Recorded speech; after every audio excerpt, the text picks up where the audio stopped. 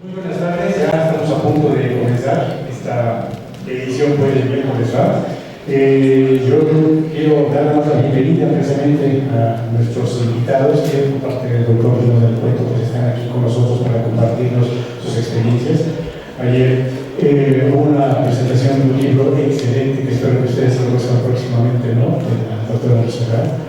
Y ahora pues tocará el turno al doctor Fernando Arazaki, quien nos dará una plática. Y para esto pues voy a darle la palabra al doctor Bruno del Cueto, que hizo favor precisamente de efectuar esta invitación para que nos hable y nos comente precisamente el perfil del doctor y pues nos introduzca precisamente al tema que veremos ahora. Gracias, Luis. Bueno, buenas tardes a todos.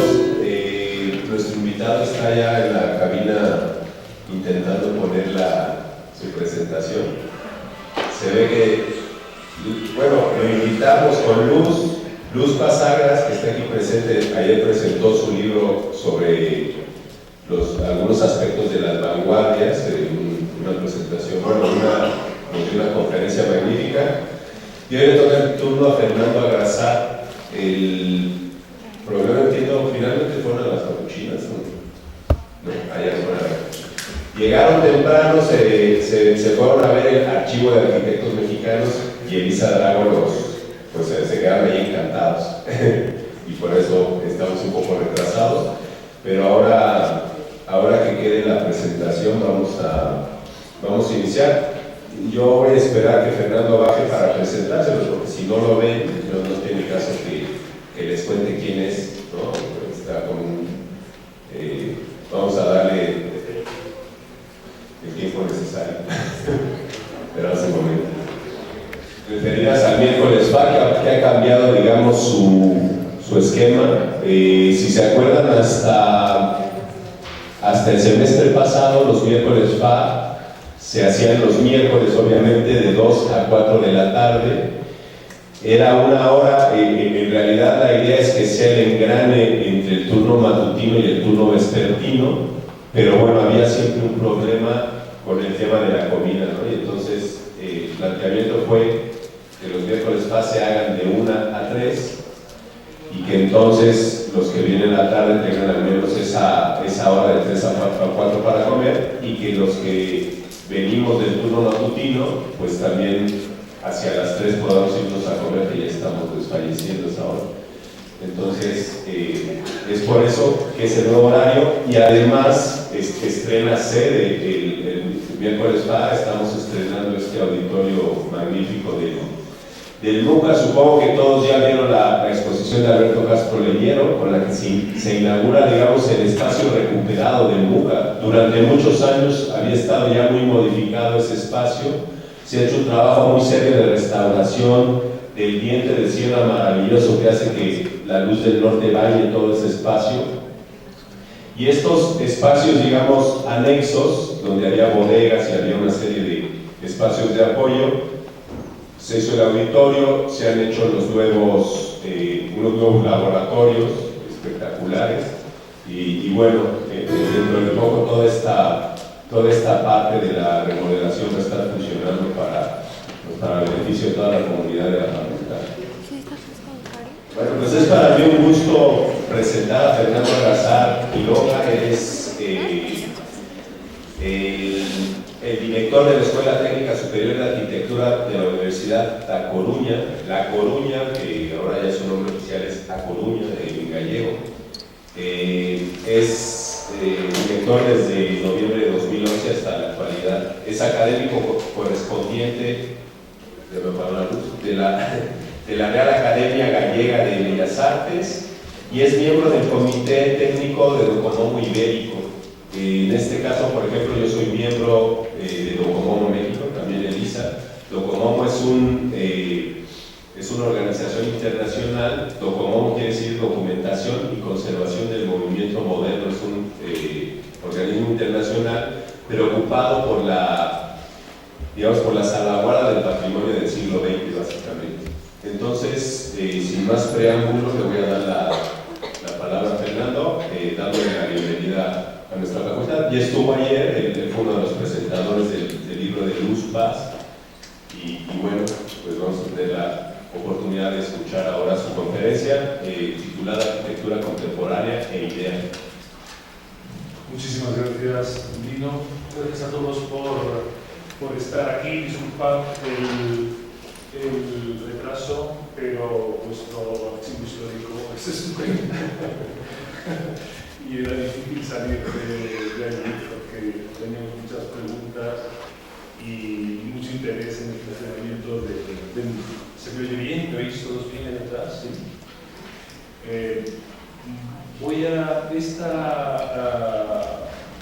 Este material que voy a presentaros es una investigación que ya está, bueno, las investigaciones nunca se acaban, pero digamos, ya está madura para publicar.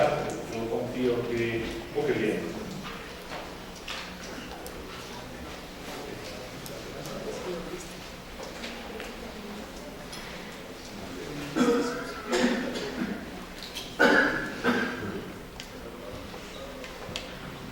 Estamos intentando que no pudiera pasar las imágenes, pues lo voy a estar como desesperado teniendo un taxi. Bueno, decía que es una investigación que ya está para publicar en unos meses, supongo que tendrá ya forma de libro, y quería mostraros un pequeño extracto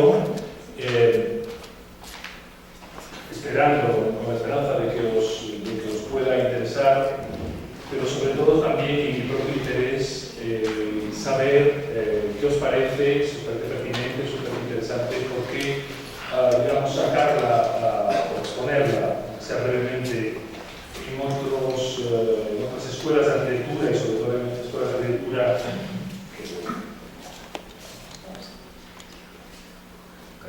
perfecto.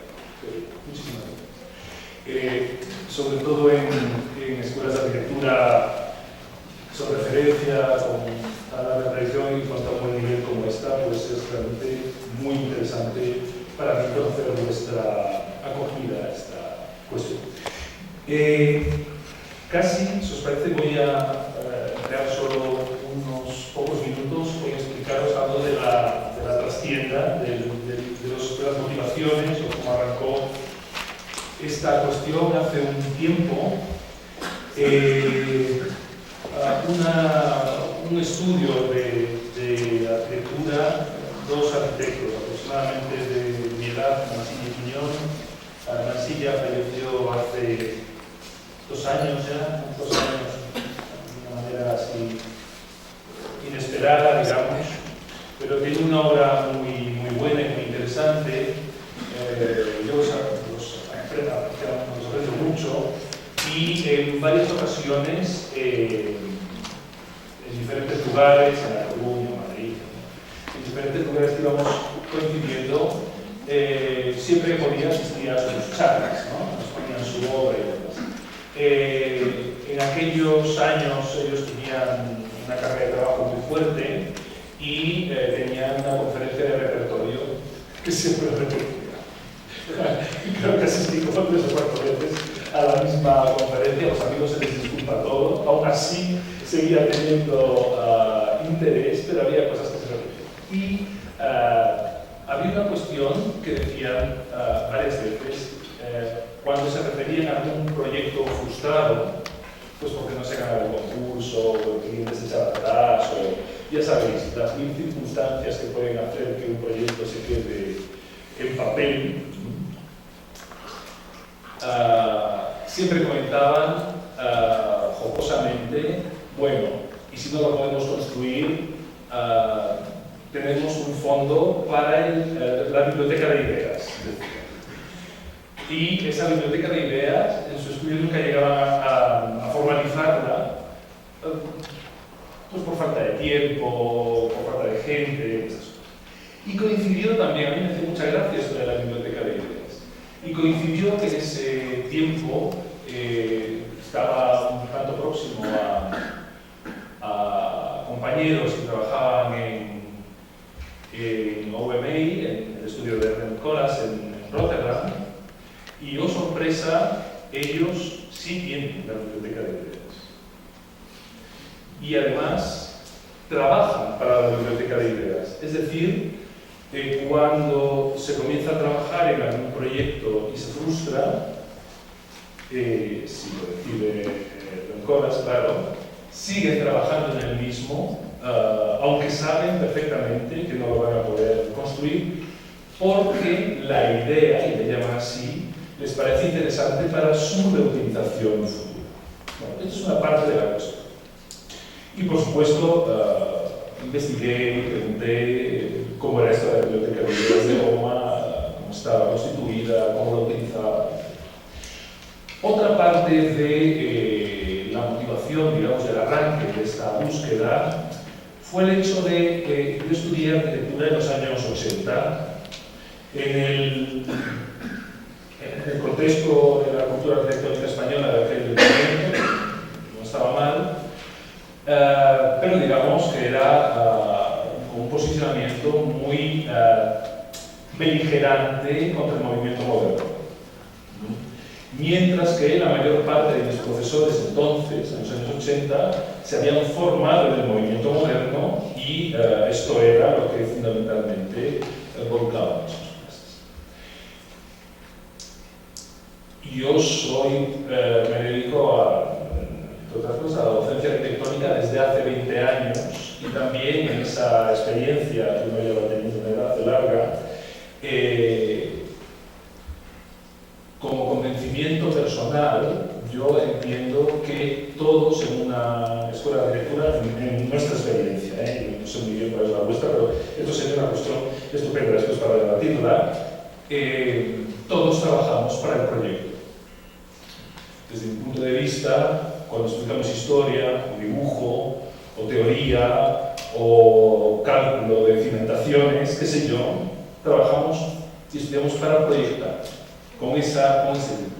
Porque es muy habitual en ciertos centros que las disciplinas o la propia autonomía de las disciplinas acaben ensimismándose y se produce esa paradoja que aprendemos a calcular estructuras que no tienen ningún interés arquitectónico, o aprendemos a diseñar formas que estructuralmente son un despropósito. Por eso es tan importante lo de cruzar conocimiento continuo. Bueno, ya basta. La cuestión sería la siguiente. Voy a intentar plantearla de una manera muy sintética. Siempre, a lo largo de todo el tiempo, han existido sistemas de composición arquitectónica. Quiero decir que los arquitectos, cuando trabajaban, y lo de utilizar el tiempo pasado no es casual, lo hacían desde un sistema compositivo aceptado culturalmente. Por lo tanto, a lo largo de la historia, los sistemas de composición, es decir, las reglas del juego, se aceptaban, pasaban a formar parte de la cultura y servían no solo para hacer arquitectura, sino, y esto es muy interesante, para enjuiciarla. Y no solo los críticos o los expertos o otros arquitectos, sino todo el mundo, porque esos sistemas de composición arquitectónica forman parte de eso que llamamos la cultura. Y por lo tanto, es conocido y compartido por todo el mundo. Como estas son cosas muy, muy conocidas por todos vosotros, vamos a hacer simplemente un repaso casi caricaturesco, muy rápido, simplemente para centrar sobre lo que estamos hablando. Antes de esto, y también es una novedad, porque esto lo conocéis muy bien, he de decir que los sistemas de composición arquitectónica no son compartimentos extánicos, no se excluyen, se pueden hibridar, pueden convivir, y no necesariamente en conflicto. Bueno,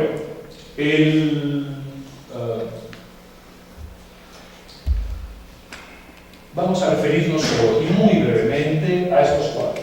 El lenguaje clásico, el tipo edificatorio, la metodología moderna y la metodología estructuralista. Quizá pudiéramos proponer alguno más. pero sin duda combinación y reelaboración de estos 4 grandes sistemas de composición. Primera observación, interesante, los sistemas de composición son muy pocos y por lo tanto su vigencia es muy irregular, ¿no? Desde siglos, en el caso del lenguaje clásico o la topología edificatoria, a vigencias más cortas, en el caso de la metodología estructuralista, la metodología del movimiento moderno todavía tendría algo que decir. Bueno, lenguaje. No me voy a extender, sería absurdo y aburrido sobre algo tan conocido. Todos conocéis el origen de la codificación clásica. Básicamente una transposición de la construcción en madera arcaica a los templos en piedra en la antigua Grecia. Como sabéis, los griegos eran, los griegos de la Grecia clásica, quiero decir, del siglo V a.C., eran unos tipos muy curiosos. Y aunque toda nuestra cultura occidental se apoya en algunos de los asombrosos hallazgos de aquella cultura, se apoya filtrada a través del mundo latino, es decir, del mundo romano, que era diametralmente opuesto conceptualmente al mundo griego, aunque había una estrecha vinculación de imitación y proximidad cultural, es decir, era la referencia cultural prestigiosa del momento. Pero lo que quiero decir, o a lo que me quiero referir, es que los griegos, por geografía y posición geoestratégica, conocían perfectamente múltiples sistemas constructivos, bóvedas, cúpulas, etc. Construían el sistema integrado ya, no porque no fueran capaces o no supieran hacer otra cosa o no la conocieran, sino porque su arquitectura estaba estrictamente codificada. Estrictamente codificada. De forma que la cuestión se resumía en una serie de elementos muy limitados y muy claros, la columna de entramento, la columna de más, articulada en una serie de elementos, y con esos eran las piezas, y con esas piezas, no había ajedrez, igual, había unas determinadas reglas de juego. Y esas reglas de juego no se podían transgredir nunca. Por lo tanto, un arquitecto griego de periodo clásico, cuando tenía que hacer un edificio, bueno, tenía muy limitada su experiencia. Podía jugar a sofisticar hasta extremos realmente delicados y fantásticos la perfección del sistema, pero dentro del sistema. Este gran sistema de composición, ¿no? El mayor, el más antiguo, el más exitoso, el que ha ocupado toda la historia de la arquitectura, fundamentalmente, como todos los sistemas, se pueden transgredir. Bueno, es algo conocido. Las leyes son muy interesantes, sobre todo para poder transgredirlas, ¿no? A lo largo del tiempo, la continua revisitación de estas reglas del juego permitieron transgresiones. Bueno, ahí tenéis el ejemplo malatestiano de Alberti, otro ejemplo muy claro de la utilización de las reglas del juego clásico, del sistema de proporciones, de métrica, de elementos, etc. De forma que en este edificio inacabado,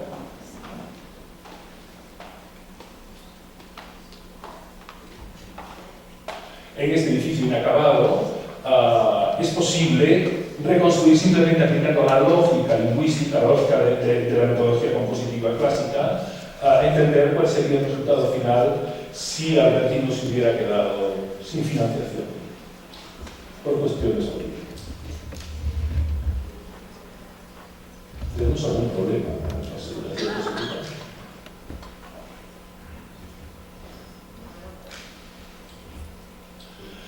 A principios del siglo XIX, instrumentaliza la lógica de la metodología clásica porque en aquel momento de despegue industrial, de la primera revolución industrial, necesita formar una gran cantidad de arquitectos.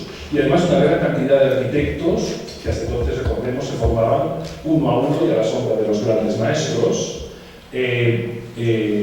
Durand, en la École Polytechnique de París, necesita formar una cantidad muy importante de arquitectos, necesita garantizar una calidad media de esos nuevos profesionales que además tienen que realizar toda una serie de edificios de los que no había ninguna experiencia previa. Toda la historia de la arquitectura hasta este momento, hasta el momento de la Revolución Industrial, es la historia del templo y del palacio. Ya. No hay más. Y por lo tanto, hay que hacer cantidad de edificios para los que no se tiene ninguna experiencia previa. ¿Cómo es una estación de ferrocarril cuando hay que construir las primeras? ¿Cómo es una cárcel cuando hay que construir las primeras? ¿Cómo es un hospital cuando hay que construir los primeros, etcétera, etcétera? Sí, ya sé, hay hospitales en el mundo de la mesa que imitan los pequeños. Bueno, y Durand lleva la lógica clásica a un extremo instrumental, ingenieril. 7 elementos, solo 7. Y unas reglas de composición a través de ejes mayores y menores con un mecanismo geométrico que es la simetría y ya. Esto es una edición facsimilar de una edición española del Durand.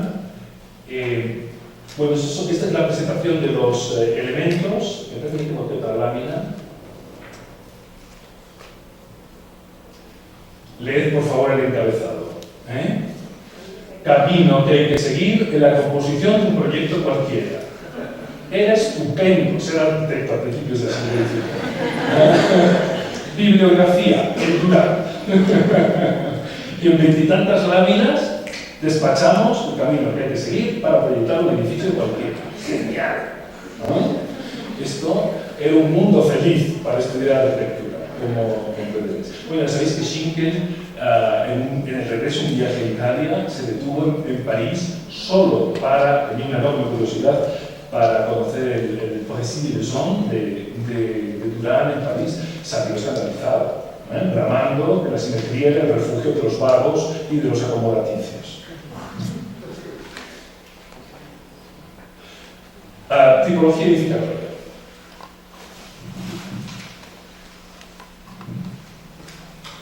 Voy a aprovechar para ver un poco.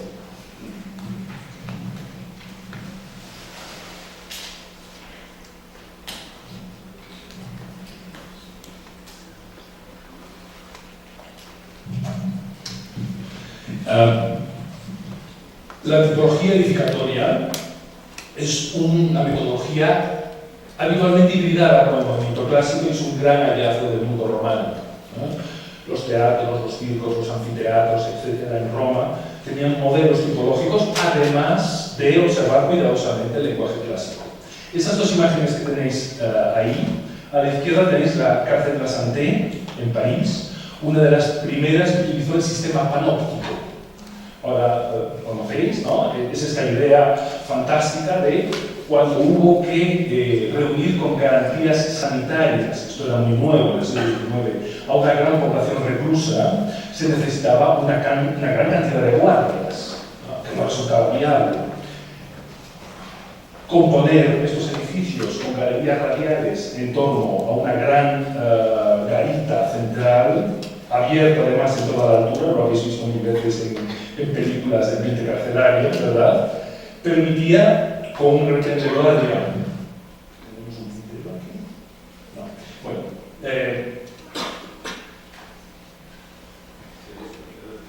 quería volver atrás. Así. Con un retén de guardia corto en el centro, controlar cualquier problema y acudir a resolverlo. Lo que tenéis a la derecha es un proyecto para una pequeña cárcel en la ciudad de Vigo, que es una ciudad en Galicia, también a mediados del siglo XIX. Porque una vez aceptado, digamos, las bondades organizativas de este tipo de estructura para las cárceles, cualquier arquitecto que recibiera el encargo de hacer una cárcel tenía una serie de datos y determinaciones: la parcela, la ubicación, qué población reclusa debía albergar, pero había que hacer una estructura panóptica, había que aplicar una tipología panóptica, y por lo tanto se acabó el horror vacui al plano de dibujo vacío, ¿verdad? Hacemos una estructura panóptica con 3, con 4, con 5 o 6 brazos, depende, más grande, más pequeña, más alta, más baja, y además utilizamos en las fachadas un lenguaje neoclásico, neogótico o neobizantino, da igual, pero una estructura panóptica. Esto es la lógica tipológica. Y cuando hay que hacer una estación de tren, tipología de estación de tren. Cuando hay que hacer un hospital, tipología de hospital. Cuando hay que hacer una escuela, tipología de escuela, etcétera, etcétera.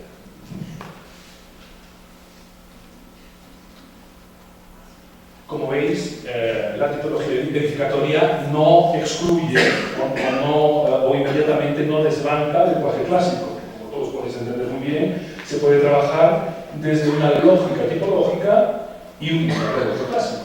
¿Cómo no? Y por lo tanto, los arquitectos formados en el 19 estudiaban tipologías históricas y las aplicaban. Y cómo aplicarlas y cómo adaptarlas al problema concreto que tenían entre manos. Incluso, bueno, esto es una imagen de la ciudad industrial de Tony Garnier. Tony Garnier diseñó la ciudad industrial en los primerísimos años del siglo XX durante una estancia de Cado en la Academia de Roma.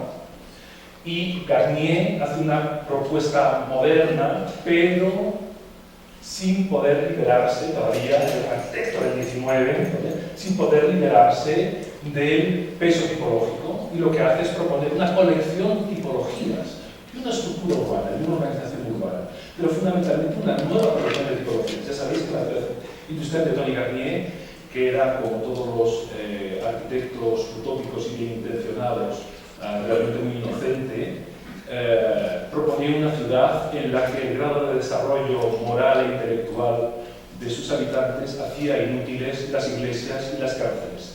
Hay todo tipo de tipologías edificatorias en la ciudad industrial de Tony Garnier, menos iglesias y cárceles, pues porque no se necesitan en una sociedad moderna y avanzada. Eso que tenéis ahí, por ejemplo. O la tipología la podemos utilizar como un mecanismo de análisis, de interpretación. Este es un esquema que he hecho para este trabajo. Ahí tenéis una tipología, casa con patio, y variantes tipológicas. Un patio centrado, lo veis en columna. A la izquierda, un patio centrado, el patio fragmentado, un solo patio llevado al contacto con el exterior, o el patio fragmentado en contacto con el exterior. Y lo veis en paralelo, ahí tenéis un par de casas griegas en Priene. Y, ¿qué es esto? Y una casa de Van Berkel, más otra casa griega y un par de casas de los arquitectos portugueses, Aires Mateus. En el patio, en el único patio llevado a la esquina, tenéis un Gazzalo de Álvaro Anto y la casa de Hudson en Skanen. Y por último, en el patio fragmentado y llevado a los extremos, tenéis la bellísima y celebérrima casa de vidrio de Dina Bobardi, o la casa de Ser en Cambridge, en Harvard, o la casa de Missy Hall. O, por ejemplo, en estas tres joyas de la arquitectura, como sea el Artes Museum de Schinkel, la biblioteca de Asplund en Estocolmo, o el Palacio de la Asamblea de Chandigarh, arquitectos tan diferentes, tan poco conectados entre sí aparentemente, pero es evidente que entre los tres podemos establecer una relación genética tipológica, ¿verdad? Porque en los tres casos esa pieza circular en planta alberga el corazón del uso y del valor simbólico del edificio en medio de una estructura hipóstita. Por tanto, los tres edificios tan diferentes entre sí responden a una misma lógica, a una misma metodología tipológica. Incluso esto invierte, es el proyecto, bueno, el proyecto no, el edificio de Aldo Rossi para la sede central de Disney en Florida. Lo de arriba es una maqueta y lo de abajo no. A mí me divierte porque parecen las dos maquetas. Incluso la de abajo parece más maqueta que la de arriba. Pero fijaos cómo el edificio principal del complejo, Aldo Rossi lo que hace es tomar una de las tipologías protomodernas por excelencia, que es el edificio de oficinas Chicago. El edificio elaborado por la Escuela de Chicago en 1880 y tantos, 1890 y pocos. El edificio con esa estructuración clásica, otra vez más, de Sullivan, de basamento, desarrollo en altura, coronación, que hacia el lago Michigan, mantenía esa fachada regular y hacia atrás se abría en peine, en C, en U, en M o en las patas que hicieran falta, dependiendo del tamaño del edificio. Y lo que hace Aldo Rossi es tomar esa tipología y darle la vuelta. Lleva el peine del edificio hacia el espacio principal. Y bueno, luego la caricaturiza. Bueno, la metodología moderna casi... ¿qué va? Tiene vida propia ahora. Bueno, y medio minuto en explicar todo ese proceso de mínimos funcionales, elementos repetitivos y elementos singulares que tanto conoces, ¿no? El ejemplo más claro es Hannes Meyer, el por cierto tenéis un taller aquí dedicado a su honor, un arquitecto imprescindible en la historia de la modernidad, que en este colegio para la Asociación de Sindicatos de Enseñanza Suizos hace un ejercicio extremo de racionalidad moderna. Por lo tanto, las células son las clases, los espacios de alojamiento para los alumnos, los espacios de circulación, y repite, de acuerdo con un análisis estrictamente científico de soleamiento, la posición, los vientos, etc. Y sale eso. Y sale eso porque es la solución más racional, más lógica, más económica, más funcional, etc.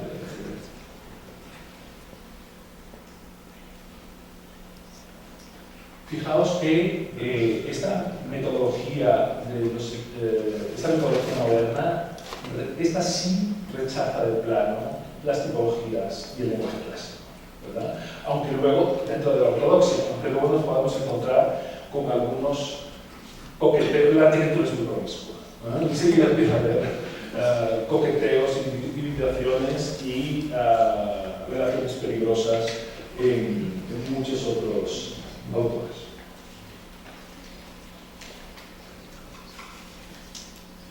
Bueno, o el ejemplo paradigmático de Le Corbusier y la unidad de habitación, ¿no? Este es un esquema, un dibujo de Le Corbusier. ¿Sabéis que todos estos dibujos de Le Corbusier no se hacían para publicaciones? Le Corbusier siempre daba conferencias dibujando, quería que le pusiera un gran papel y dibujaba. Luego, claro, todo el mundo recogió el papel y se lo quien podía, se lo llevaba cuidadosamente, y luego se reproduce. Este es uno de esos ejemplos. Ahí tenéis, podéis leer ahí muy fácilmente, aquí 1.400 habitantes en casas unifamiliares de 5 habitantes. Bueno, son estándares de los años 30. 5 habitantes salen 280 casas, total 3,5 kilómetros de asfaltado de calles, de canalizaciones de gas, de agua, de saneamiento, etcétera, etcétera. Los mismos 1.400 habitantes caben en la unidad de habitación y el dibujo de arriba, o sea, B y A, están a la misma escala, solo con el con muchas aplicaciones.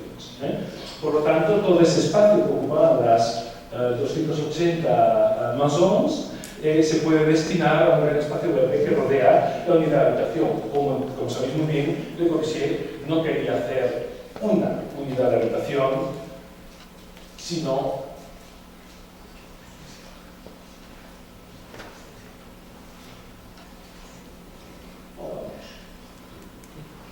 que quería poblar el mundo de unidades de habitación. Por lo tanto, diseñamos la célula dormitorio, la célula cocina, la célula, las unimos en una unidad superior, que es el apartamento. Ese apartamento compone un edificio, el edificio compone un barrio, con los barrios componemos una ciudad y con las ciudades componemos el mundo. Es esta visión de niveles de agregación, que es la base de la lógica del movimiento. Me estoy extendiendo mucho con los premios y no quiero. estructuralista nos la saltamos, ¿verdad? Algo muy generado desde la tercera generación de arquitectos del movimiento moderno, que intentan, bueno, esto es un ejemplo de un edificio estructuralista muy poco conocido, para nosotros en España incluso, que es un edificio formidable, que es la Embajada de España en Brasilia, un edificio del año 73-74, de Rafael Leó, que es un ejemplo canónico de arquitectura estructuralista que ya sabéis, parte, y en Holanda hay numerosísimos ejemplos de esto, es una lógica de composición a partir de un volumen, de una pieza, de un espacio básico que se repite y que es capaz de albergar todo tipo de usos. En este caso, en la embajada, con un mismo módulo que su arquitecto lleva pomposamente hiperprisma hexagonal, que es esa cosa que veis ahí, se repite hasta la infinitud, y ahí hay las cocinas de la embajada, la residencia del embajador, la cancillería, la sala de exposiciones, las salas de fiesta, todo lo que se necesita en un complejo tan difícil funcionalmente como es una embajada a través de un mismo volumen. Ya. Y a partir de ahí las plantas. Mira cómo resultado esto. Yo no he logrado nunca entender muy bien por qué la metodología estructuralista tuvo tan poquita vigencia. Y alguna vez he dirigido, bueno, digo muchos, pero, o más de los que a mí me gustaría, pero alguna vez he quedado con algún alumno bueno e inocente y capaz, porque tampoco le quiero hacer daño a nadie, he hecho el secreto experimento de cuando presenta su proyecto fin de carrera, sugerirle que utilice una metodología estructuralista, con unos resultados estupendos, estupendos. Y me pregunto por qué en la cultura arquitectónica contemporánea esto lo hemos descartado absolutamente, ¿no? Que tiene tan poca vigencia. Cuando creo que todavía podría tener algún recorrido. Bueno, vamos a ver. La cuestión es que todos tenemos claro que el lenguaje clásico no tiene vigencia como mecanismo de trabajo hoy, la tipología edificatoria tampoco, ¿no? La metodología moderna tampoco. A mí me parece que el Neusser tenía que estar prohibido en las escuelas de arquitectura. Yo solo dejarlo a los estudiantes de últimos años, pero yo cuando veo a un estudiante del primer, segundo año con el Neusser, digo, Dios mío, ¿qué año le van a hacer esta criatura, no? Porque es una cosa tan superada.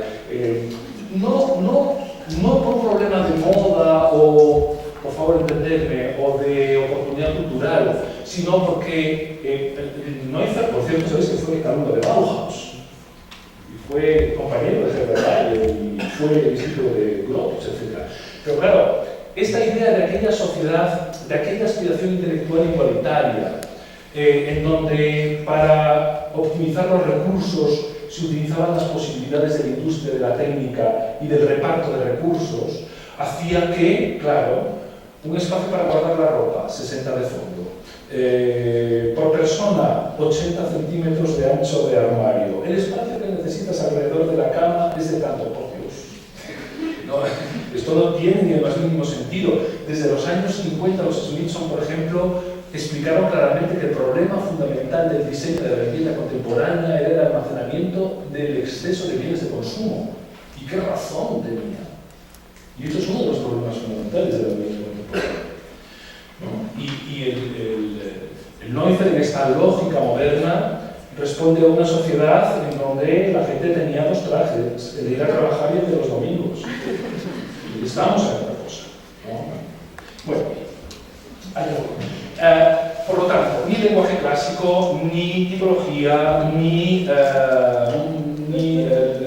metodología del movimiento moderno, ni estructuralismo. La pregunta es, ¿y ahora qué? Y esta pregunta significa, ¿cómo enseñamos a hacer arquitectura? ¿Cómo hacemos arquitectura? ¿Y cómo enjuiciamos arquitectura? Y son los grandes temas. Y creo que nadie me podrá corregir, y si lo hace será un debate interesantísimo para mí, quiero decir. No tenemos ninguna otra alternativa. Y desde hace ya unos años, en las escuelas de arquitectura, que creedme, son los grandes centros de elaboración de cultura arquitectónica, simplemente porque no hay nada más. Porque no hay nada más. Y no está mal, ¿eh? Y no está nada mal. Pero aquí se enseña arquitectura y vuestra facultad de arquitectura de Hernán es un ejemplo muy claro. Aquí se enseña arquitectura, pero esto es un centro de irradiación de cultura arquitectónica potentísima. No utilizamos en este mundo tan globalizado todavía una metodología compositiva. ¿Cuál es? ¿Cómo enseñamos? Cuando tenemos que hacer un proyecto, ¿por dónde empezamos? ¿Cuál es el camino ya andado? ¿Qué damos por supuesto? Y por supuesto siempre empezamos desde cero. Y además con el prejuicio moderno de la necesidad de la originalidad y de la novedad y de la sorpresa y del espectáculo, etcétera, etcétera. Y en un mundo además, y esto complica todavía mucho más las cosas, donde la imagen es hiperpreeminente, ¿no? Donde la imagen frente a la palabra, por ejemplo, o las experiencias sensoriales, es realmente abrumador. Por eso, y con los premios que os conté, me atrevo a proponer, no la solución, pero sí creo que se puede entender de la obra de ciertos arquitectos, de ciertos solo,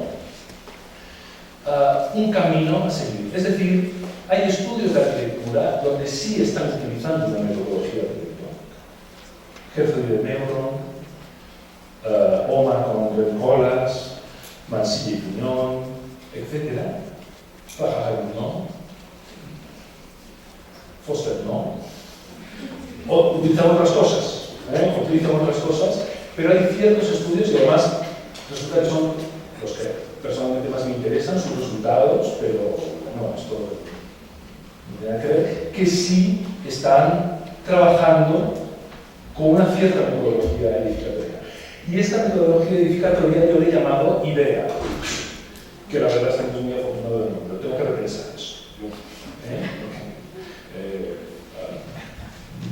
Porque son como las grandes palabras, ¿verdad? Como amor o paz, no sé qué, que ya se han desgastado de tanto uso. Bueno, Víctor Shklovsky, acabáis de tener en Bellas Artes una exposición, creo que he tenido la fortuna de verla, magnífica, sobre la vanguardia rusa.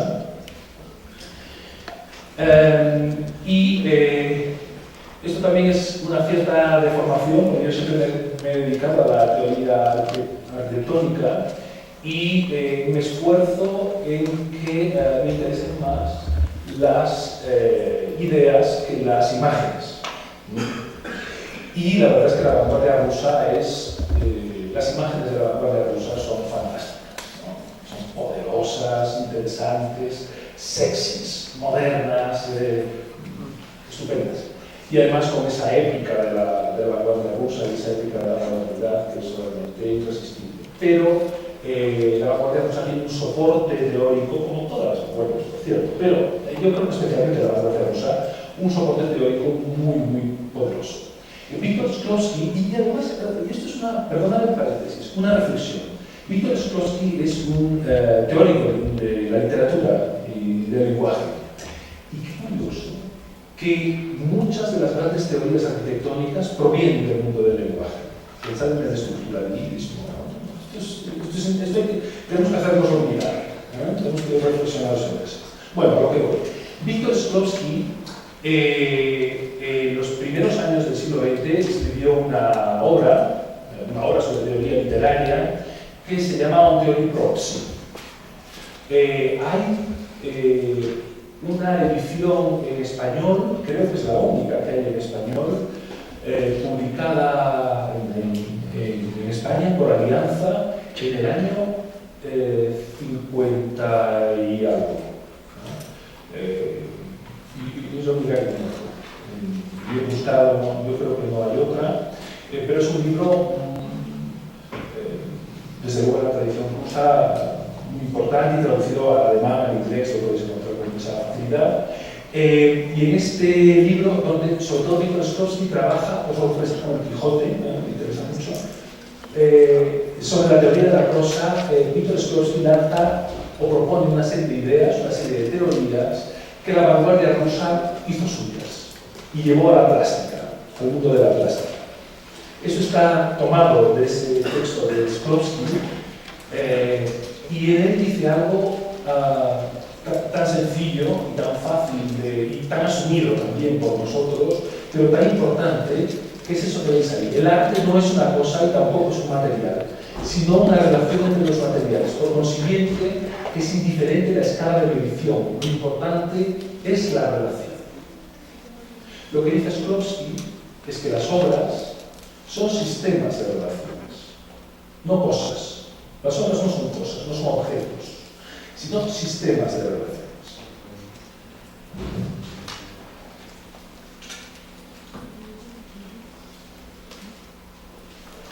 La vanguardia rusa hizo suya esta teoría con muchas otras, del estrenamiento semántico, etc. Fijaos en estas 6 imágenes.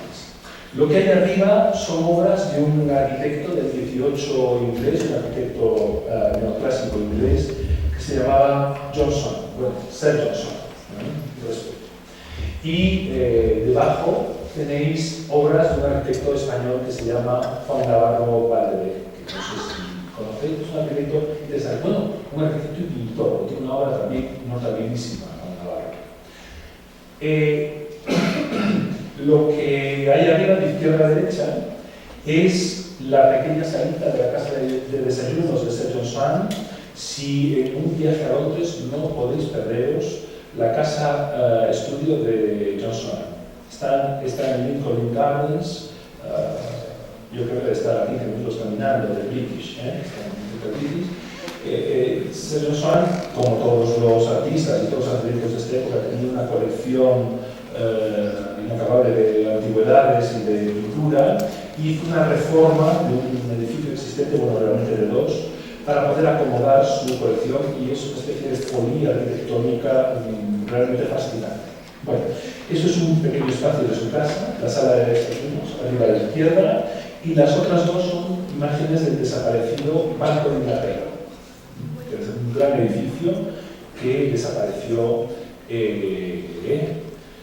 pues después de la Segunda Guerra Mundial, quedó dañado, se murió, etc. Sir Johnson, un arquitecto clásico, claro, un arquitecto neoclásico del siglo XVIII, experimentó sobre un sistema de relaciones muy conocido como es la cúpula.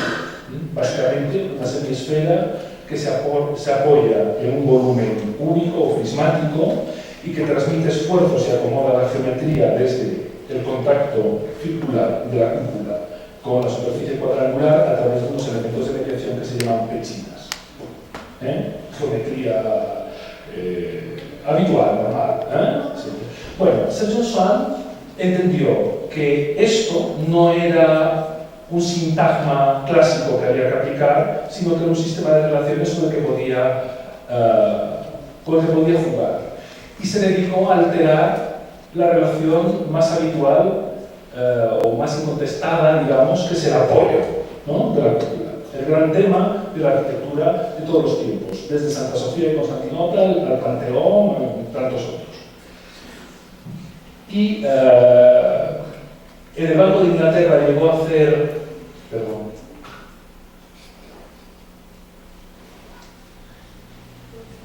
un poco, estamos desvelando.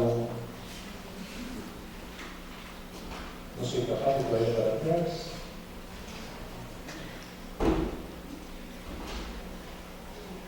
¿Podríais desde arriba, por favor? ¿Para atrás? Para atrás, por favor. Ahí, muchísimas gracias. El Banco de Inglaterra lo intentó con diferentes disposiciones, y en la pequeña escala de esa salita de desayunos de su casa en Londres lo hizo. Fijaos, la cúpula gravita sobre el espacio y la luz se filtra no solo sobre la linterna, el elemento que está en el centro de la cúpula, sino todo el contorno del apoyo de la cúpula. Lo que hay abajo son 3 obras de Navarro Valde. Una restauración de unos molinos también de izquierda a derecha, una restauración de unos molinos árabes en Murcia, con esa cúpula de hormigón que gravita en el espacio, muy pequeñita, muy interesante. La biblioteca del Centro Cultural de Puerta de Toledo en Madrid, donde la cúpula se le quedó en una pantalla de lámpara china. Bueno, no siempre, por ejemplo, obras de 10, ¿no? Que se nos queda en 7 y medio. Y a la derecha, una de sus cúpulas fantásticas, que es el Palacio de Congresos de Salamanca. Una obra realmente bonita.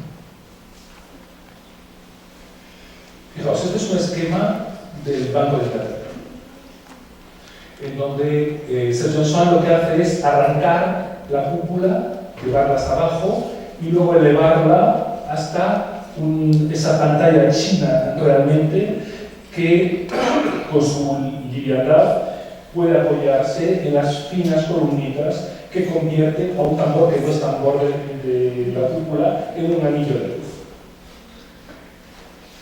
Esta es su sala de desayunos. Fijaos, hemos hecho esta infografía para explicar cómo es realmente, porque si no es difícil entenderlo. La cúpula está construida en fábrica y cuelga, se sostiene en esos lucernarios poligonales que permiten que en todo su contorno la luz entre y se filme. Este es la biblioteca de Puerta de Toledo en Madrid. Realmente lo que hace Navarro Valde es una especie de cono muy abierto de acero, donde la luz entra a través de un óculo central y resbala por los lados de esa especie de sombrilla interior. Primer intento. Esto es los molinos de Segura, que os decía, y coloca con esas vigas también de hormigón. En rojo está el elemento, digamos, visual, ¿no? La luz se filtra desde la cubierta, 2 niveles, hasta ese mini auditorio que está ahí debajo, con ese efecto que habéis visto antes en la imagen. La cúpula es independiente, no toca las paredes ni los muros, simplemente se apoya lateralmente. Y este es el fantástico Palacio de Congresos de Salamanca. Un espacio realmente muy notable y, si lo recordáis bien, pero si no lo vemos ahora, es lo mismo. Son 2 edificios muy diferentes. De hecho, uno es una parte de un edificio, otro es un edificio completo.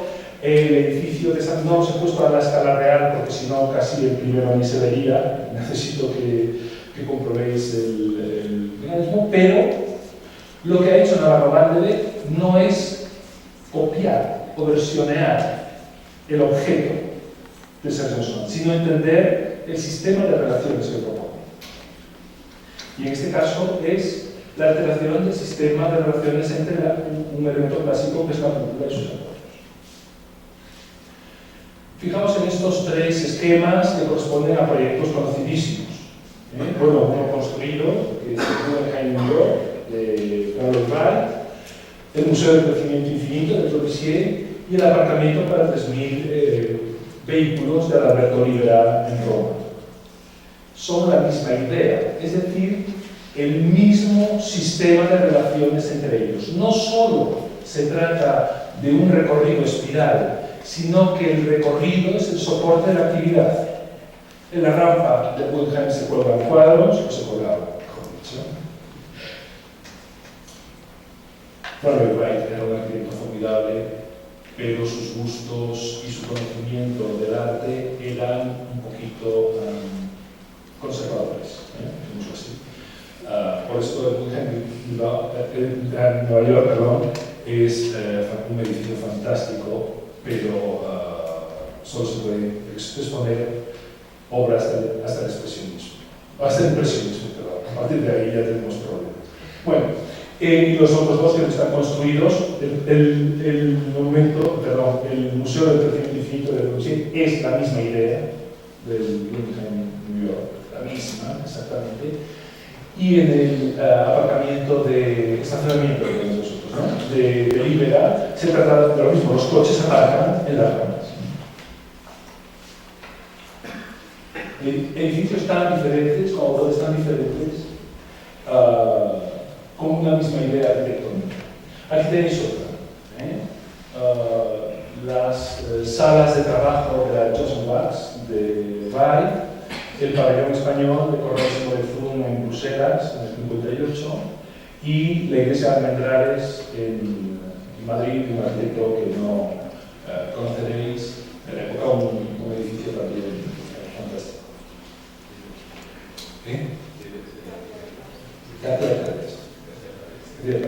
Por cierto, se puede visitar esta iglesia en Madrid, hay que pedir permiso al párroco, pero es una visita espectacular, interesantísima. Ahí la tenéis, es esta. Los soportes son tan finos que no molestan en la vista.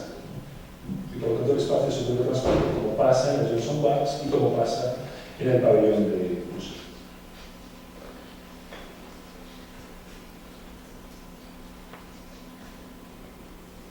Bueno, estos son otros ejemplos, es el pabellón de Estados Unidos en la feria de Moscú del 70.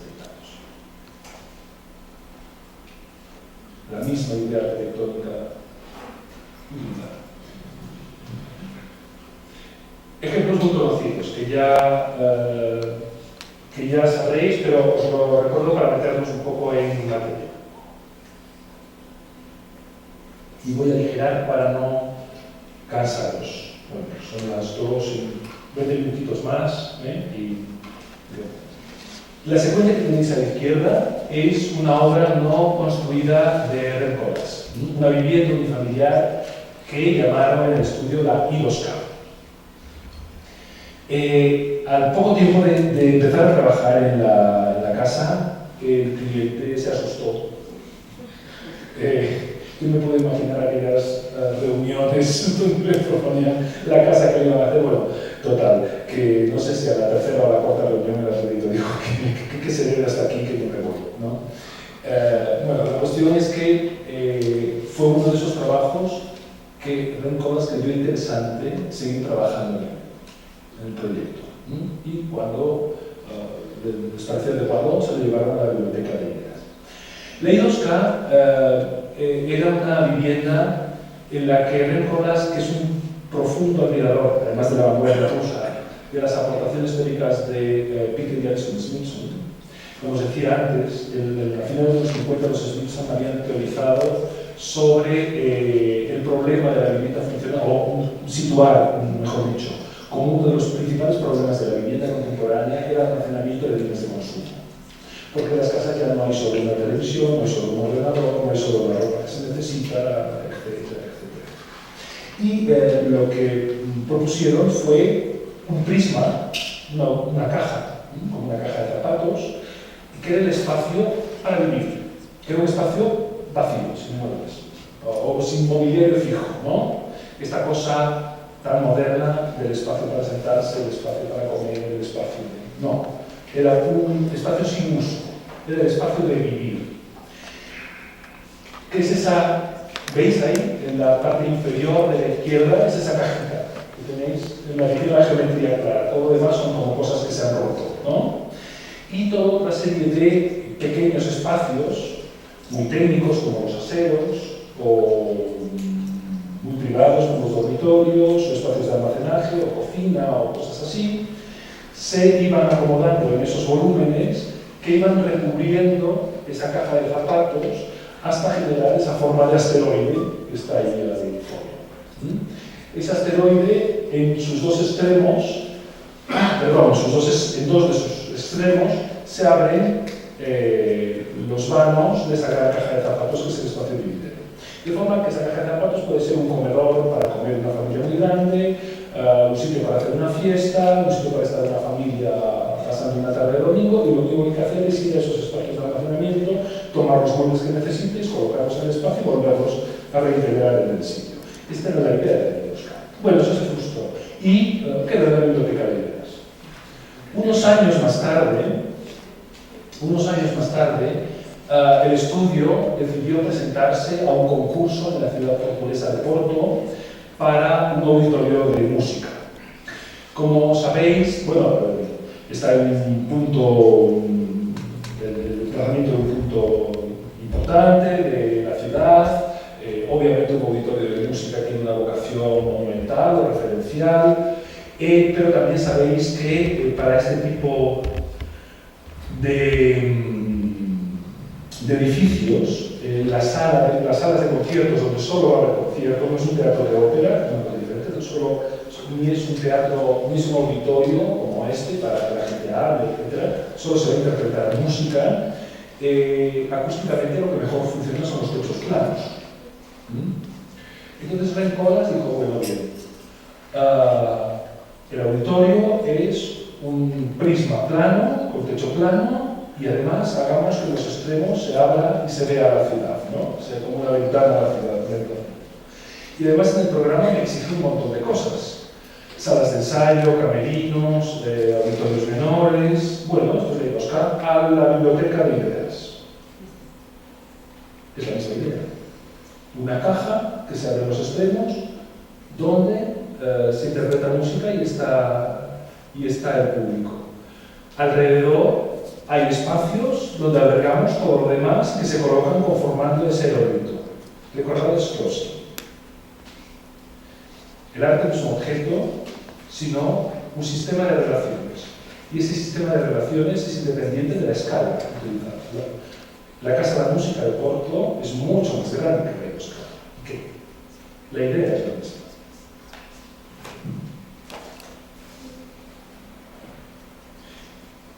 Y fijaos que la idea no tiene nada que ver con la función, sí con el sistema de relaciones. Una es una vivienda, otro es un auditorio musical. Funcionalmente se parecen como un huevo y una castaña, nada. Pero sin embargo pueden resolver el problema arquitectónico con una misma idea, es decir, con un mismo sistema de relaciones. Cuando Rem Koolhaas también se presentó al concurso para la nueva embajada de los Países Bajos en Berlín, el nuevo gobierno de Alemania, de la Alemania unificada, había asignado a Holanda un suelo para su embajada en un sitio estupendo, al lado en la orilla del Spree, pero con una normativa urbanística bastante draconiana, bastante estricta, en donde fijaba el volumen máximo en un cubo. Este era el sólido capaz máximo que se podía construir. Y Rem Koolhaas lo que hizo fue, en esos esquemas que gustan tanto de Moore May, hacer un análisis comparativo de los medios que necesitaba para las diferentes cosas, artillería, residencia, y el espacio que tenía. Y estábamos muy justitos. Por lo tanto, la única posibilidad era agotar ese volumen público. Agotar ese volumen. Bueno, pues hay que hacer un volumen público. Y en este caso, Rem Koolhaas no utilizó algo de su biblioteca de ideas propia, sino una idea ajena. Bueno, las ideas no hay ¿verdad? No hay un vademecum de ideas, no hay un Neumann de ideas. Las ideas no tienen dueño, son sistemas de relaciones que podemos aprender estudiando edificios y estudiando diferentes cosas. Esa es una maqueta que llaman, en el estudio de Rotterdam le llaman maquetas conceptuales, son las que tienen las estanterías de la biblioteca de ideas. El problema de una embajada es siempre un problema entre lo público y lo privado, es decir, a donde puede acceder el público y donde no. Porque en una biblioteca hay lugares públicos, la parte de la Cancillería, donde va la gente a resolver problemas administrativos, y la residencia del embajador, y zonas restringidas, que no simplemente que sean privadas, sino que son ultra privadas, ¿no? Son muy restringidas. Y lo que hace Rem Koolhaas es generar un espacio que puede visitar el público y otro espacio que está absolutamente cerrado. Y no se conectan entre sí, o se conectan de una manera muy restringida. De forma que para dibujar la planta del edificio no se puede dibujar la planta 1, la planta 2, la planta 3. Hay que tirar de esa especie de tripa enrollada que hay en el interior y tirar de ella para tener ese plano que ves. Es decir, uno puede recorrer todo ese laberinto de estancias Y lo que sucede sobre las estancias, sobre ese volumen interior, sobre la tripa, digamos, en el espacio intersticial, es otra cosa que no está en absoluto conectado con ella.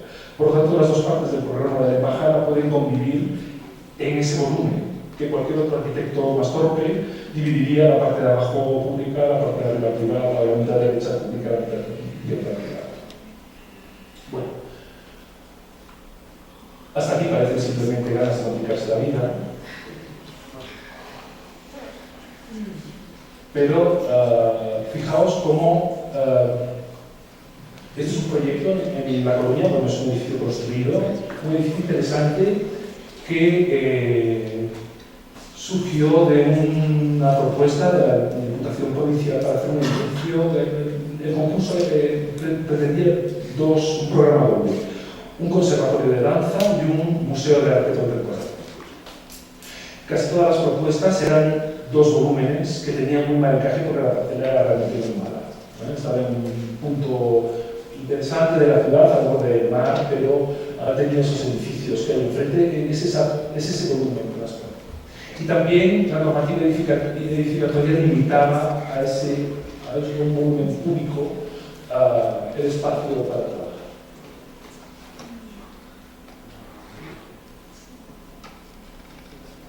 Es ese que está ahí. En una parte nueva de ciudad que no tiene ningún interés, el paisaje sí que hay enfrente, la ciudad no, o esa parte de ciudad quiero decir. Y esta es la maqueta de trabajo. Sus arquitectos, que no me acuerdo. Y además son amigos y se enteran que este lapsus senil se enfadaría conmigo. Acero y Alonso se llama, son una pareja jóvenes, de los jóvenes. Esto fue uno de los primeros concursos importantes que ganaron. Hicieron lo siguiente. Esto es una visita cuando el edificio está en construcción. Es una maqueta de trabajo donde se conformaron una serie de prismas de hormigón, donde estaban las aulas de danza. Se recubría con una piel cúbica y lo que pasaba encima de los espacios de danza era el museo. Y los dos edificios podían trabajar con absoluta independencia. Es eso. Es uno de los dibujos del concurso.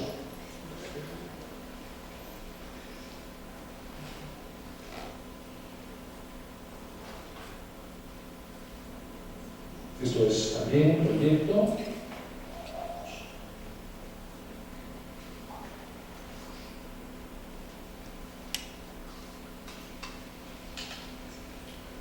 Por favor, si está acabado.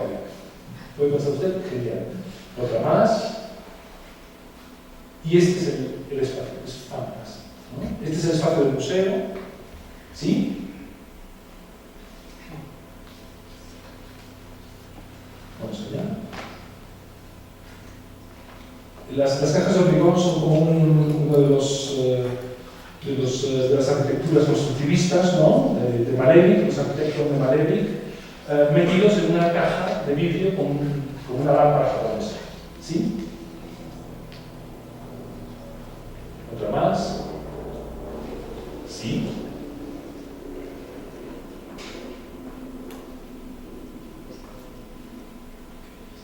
Bueno,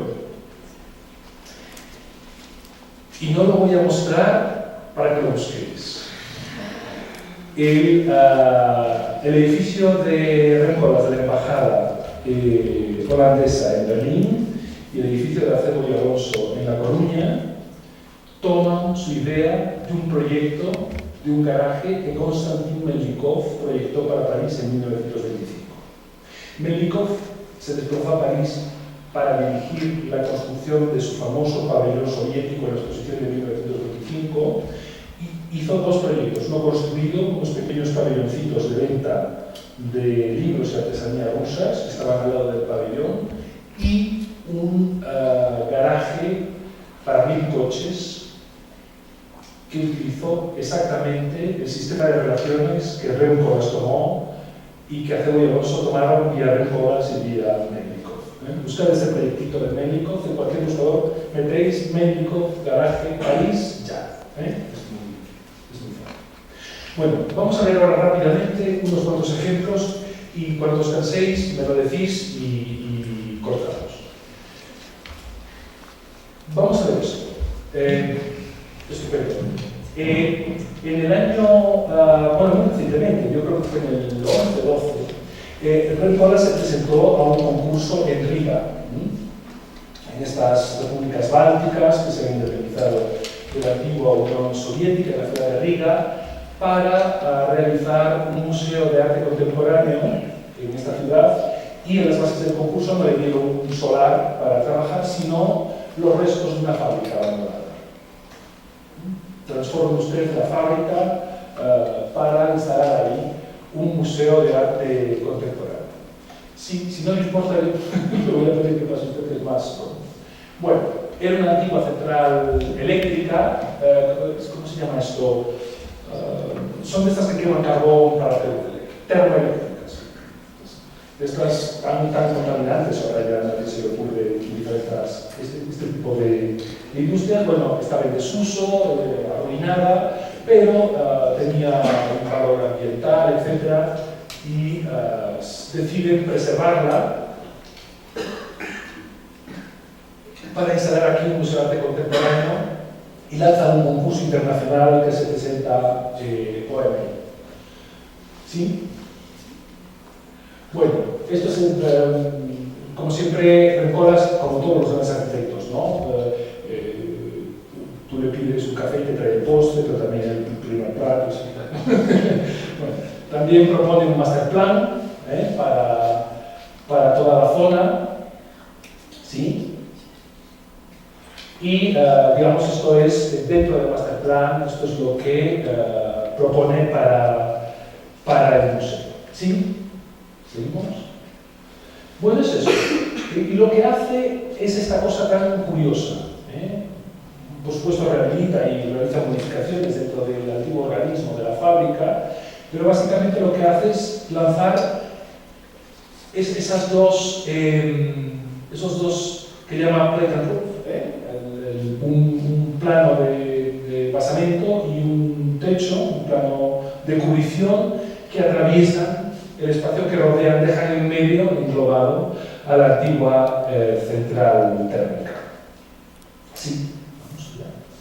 Esta es la maquetita del proyecto, ¿sí? Estos, digamos, son los volúmenes interiores, las diferentes salas de ese museo de arte contemporáneo, que ya existen en la propia estructura y la conformación de la central, ¿sí? Sí. Y este es el proyecto. Y además hay una cosa muy llamativa, bueno, es un gran museo, tiene 16.000 metros cuadrados. Fijaos que lo que hace Rencolas es realmente banal, ¿no?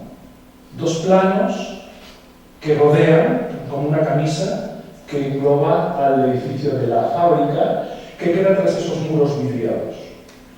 Incluso en el extremo derecho, bueno, si igual ahí lo vemos, deja una viga, no importa, es una viga de cartón con cronholmesiano, ¿no? Es una clarísima referencia, bueno, vamos a algo moderno muy neutro, bueno, una cosa Mies, ¿no? ¿Sí? ¿Sí? Bueno, estas son secciones del proyecto, como no se sabe muy bien qué va a resolver ahí dentro, pues utiliza esas texturas de engranajes y cosas así, seguimos. ¿Cómo resolver estructuralmente esa camisa, ese espacio que va a rodear a la antigua fábrica? Sí. Vamos allá. Seguimos. Perdón, hacia atrás un momentito. Fijaos que ese plano, ese prisma aplastado que rodea, como hay una diferencia de cota, en un lado queda sobre el terreno y en otro lado vuela. ¿Sí? Muy bien. Y unas imágenes, unas recreaciones de cómo sería ese espacio del museo. Sí. Recuerda para el concurso, no quiero decir. Bueno, son imágenes de cómo estaría esto. Seguimos. Sí. Hacia atrás, por favor. Hacia atrás. Muy bien. Ahí podéis ver incluso la intencional banalidad de lo nuevo frente a lo viejo, ¿no? No hay ningún gesto arquitectónico. Y esto, tratándose de rencoras, es inquietante. Bueno, ¿y cómo hemos llegado hasta aquí? Es decir, ¿cuál ha sido el proceso de pensamiento que parece resolver problemas? Es decir, la fábrica o el edificio industrial tiene interés, hay que preservarlo, pero necesitamos una serie de espacios de un museo moderno, venta de merchandising, restaurante, lugar de punto de encuentro que no satisface, digamos, el volumen del edificio existente. Y por lo tanto lo que hace Rencolas es esa camisa perimetral neutra, casi dolorosamente desprovista de cualquier intención arquitectónica. Habéis de saber que unos poquitos años antes Rencolas se había presentado a otro concurso en la ciudad de Córdoba, en España, que no ganó tampoco, con una propuesta muy interesante y con estos gestos de gran digo de la arquitectura, porque Rencolas presentó un proyecto realmente muy interesante, pero decidió que el emplazamiento que se da de las bases del concurso no le gustaba nada y hizo su edificio en el otro extremo de la ciudad. Bueno, en el otro extremo de la ciudad y en un lugar muy delicado para el valor patrimonial que tiene el caso histórico de Córdoba. Sí, ahora sí, por favor, pasamos al siguiente. Claro, Córdoba es una ciudad muy rica patrimonialmente, pero la joya de la corona es la mezquita. La mezquita catedral, porque ya sabéis que la mezquita, que es una de las mayores y mejor conservadas mezquitas del mundo, tiene en medio, pues lo he llamado a esto la yema y la clara, tiene en medio una catedral renacentista. Los Reyes Católicos conquistan Granada y una manera de afirmar la nueva fe cristiana frente a los antiguos, a la cultura que habían hecho de Córdoba su capital, es no destruir la mezquita, sino algo mucho más drástico. Una vez que destruyes la mezquita, borras su memoria, conviertes la mezquita en un templo cristiano. ¿Cómo? Construyendo una catedral en medio. Rencolas estaba fascinado con eso. Absolutamente no. ¿Verdad? Por favor. Es eso. Qué tremendo, ¿no? Imaginaos, romper el centro de la mezquita para colocar una catedral. Una catedral del siglo XV todavía era formalmente, todavía es formalmente una catedral gótica, tardogótica, ¿no? Bueno, sistema de relaciones. Está el concurso de arriba. Hemos invertido lo nuevo en el centro de lo viejo por lo viejo en el centro de lo nuevo. Exactamente. La mezquita de Córdoba es el sistema de relaciones que Rencolas ha utilizado para el proyecto de ley. Claro, todo el mundo lo ve. Sí, vamos a pasar. Bueno, solo tenéis que imaginaos ahí el edificio industrial y el edificio seriado, una secuencia de columnas exactamente iguales, que en este caso son de acero, muy finas, etcétera, que se van colocando alrededor. Sistema de relaciones, como dice Shklovsky, tenemos la idea para presentarnos en concurso y esa idea que no da forma soluciona los problemas. Sí, por favor, adelante. Otro más, vamos a ir muy rápido. El Príncipe y la jaula, el famosísimo monumento de la Tercera Internacional de Berlín, ¿verdad? Sabéis que este alarde estructural constructivista no por casualidad tenía la previsión de, cuando estuviera construida, alcanzar los 300 metros de altura. 300 metros de altura es la altura de la Torre Eiffel. De hecho, la Torre Eiffel no se llamaba Torre Eiffel, se llamaba la Torre de los 300 metros de altura. Y la Revolución Soviética quería afirmar frente al mundo su poder tecnológico, igualando la altura de la Torre Eiffel. Y además sabéis, en esta famosísima maqueta, que no existe, pero sí conservamos las fotos de época, recordáis que hay varios edificios dentro de esa estructura metálica edificios que albergaban la reunión de los soviets con diferentes salas que además giraban con un mecanismo de relojería. El más bajo una vez al mes, el siguiente una vez a la semana, el otro una vez al día y el otro una vez a la hora. De forma que todo el interior de ese edificio estaba constantemente en movimiento. Sí. Y esto es la biblioteca de Seattle, de Rincones.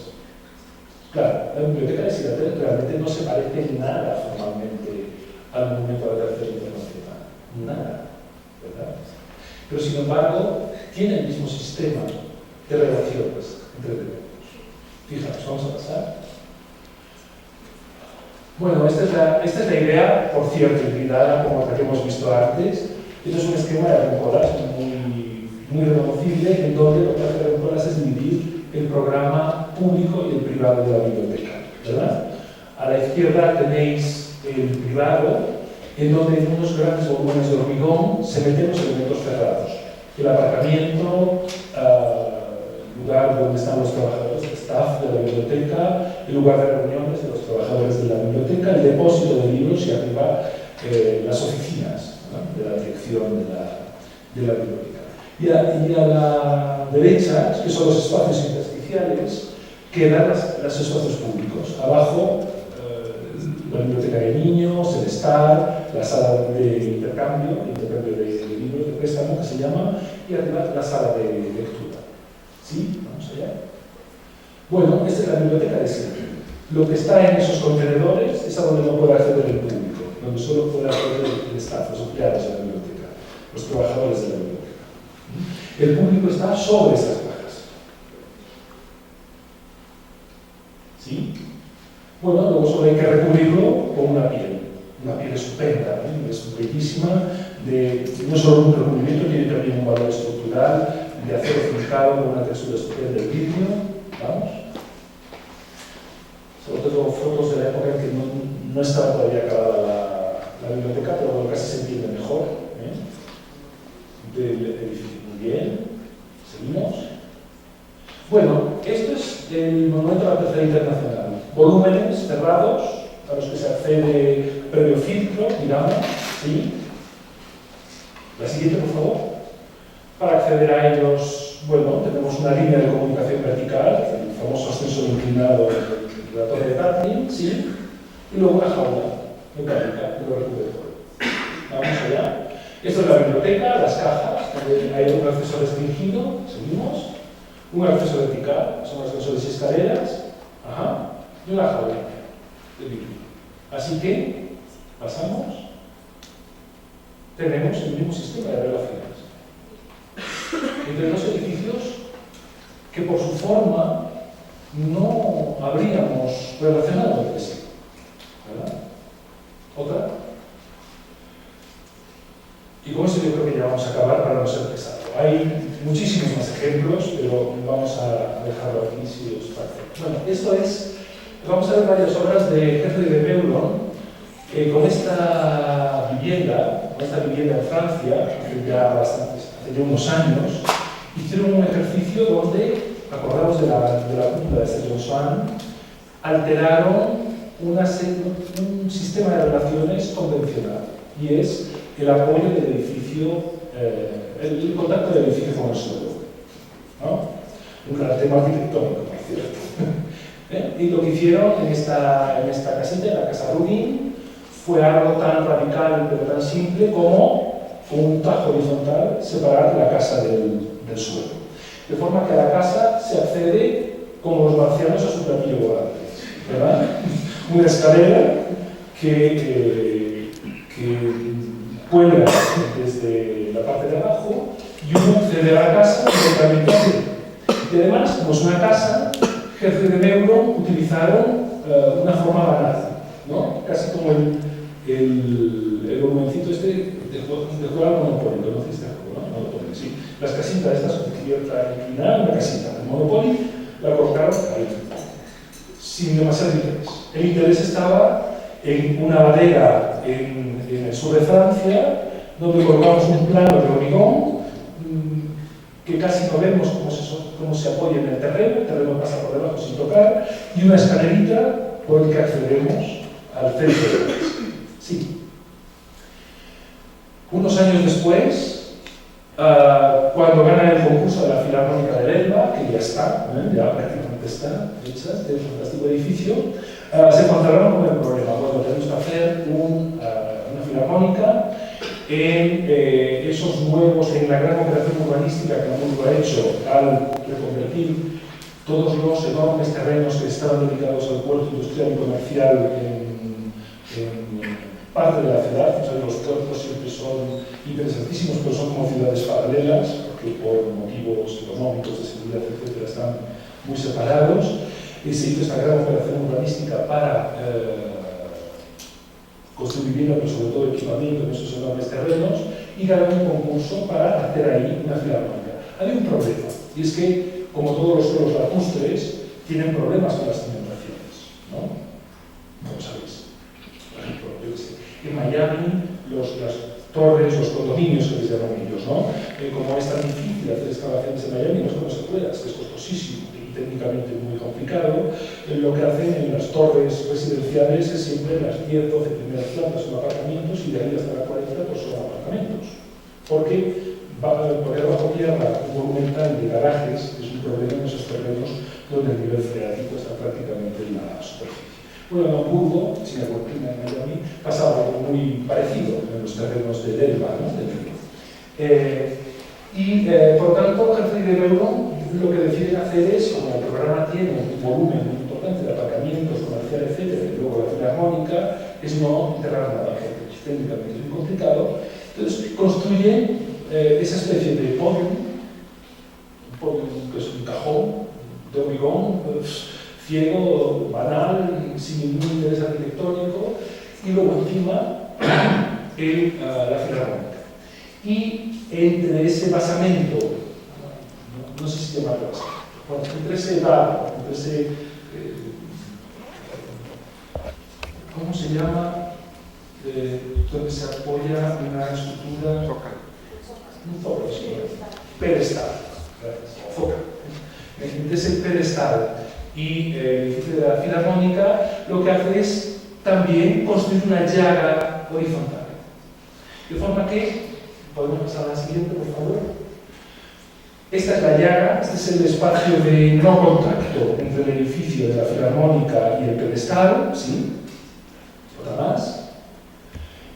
Y ahí tenéis la sección que es muy significativa, una gran rampa de comunicación que va conectando todos los niveles donde hay comercial y espacios comerciales y de aparcamiento para llegar a esa plaza situada a unos 3, 4, 5, 6, 8 niveles sobre la calle, que eso funciona como el foyer, el espacio de vestíbulo, ¿no? El espacio de reunión, y accedemos a la filarmónica como en la Casa Rodin desde abajo. ¿Recordáis que en la Casa Rodin el volumen de la casa era ese volumencito banal, conocido, casi como una caricatura de una casa? Poneros en modo alemán, es difícil, no sé, pero cuando hablamos de filarmónica y Alemania, inmediatamente, ¿qué nos sale? Sharon. Pues Sharon. Sharon. ¿Ya? ¿Sí? Por favor, sí. Ahí tenéis. Y además ese Sharon está contenido en un volumen translúcido. De forma que vemos, intuimos la sala de concierto en ese volumen translúcido. Fijaos que el sistema de relaciones es idéntico al de la Casa Rodin. Lo que hemos hecho ha sido alterar el contacto del... Y si ahora yo os remitiese al problema del contacto de una casita banal como el terreno o de la Filarmónica de Berlín como el terreno, no tendríamos nada singular o interesante. Lo que hace Hertz de Meuron es cortar y elevar y dejar que debajo esté el espacio público fundamental de acceso al edificio. Vamos a seguir. Cuando hacen el CaixaForum en Barcelona, que es uno de sus mejores edificios, tengo que decir, hacen lo propio. Un edificio triangular, porque es lo que dejan las grandes vías de circulación en esa parte del final de la diagonal de Barcelona, cuando la diagonal llega al mar. Y lo que hacen es elevar el edificio sobre una pata fundamental, sobre una pata central que es el auditorio. ¿Sí? Ahí tenéis la planta de contacto con el suelo, que es la de la izquierda, y la planta de arriba, que es la de la derecha. ¿Seguimos? Y esa es la grieta, esa grieta riquísima en texturas, por donde uno se mueve debajo del edificio y desde donde puede acceder, otra vez, de abajo arriba y al centro. ¿Seguimos? ¿Cuándo tienen que hacer también la sede de CaixaForum, del Centro Cultural CaixaForum en Madrid? Como en el caso de Rencolas, les dan o van a trabajar con una preexistencia industrial de dudoso valor, pero que la normativa española y la madrileña insiste que hay que conservar, que es una pequeña estación eléctrica de mediodía. Un edificio de principios del siglo XX, ladrillo, bueno, que tiene su gracia y su encanto, pero que hay que preservar. Bueno, preservar de aquella manera. Y Rencolas lo que hace, con un alarde técnico realmente notable, porque se trata de un edificio existente. ¿Perdón? ¿Hay que he dicho? Ah, sí, perdón. Perdón. El jefe de Veuron es cortarlo y elevarlo. Y, sí, por favor.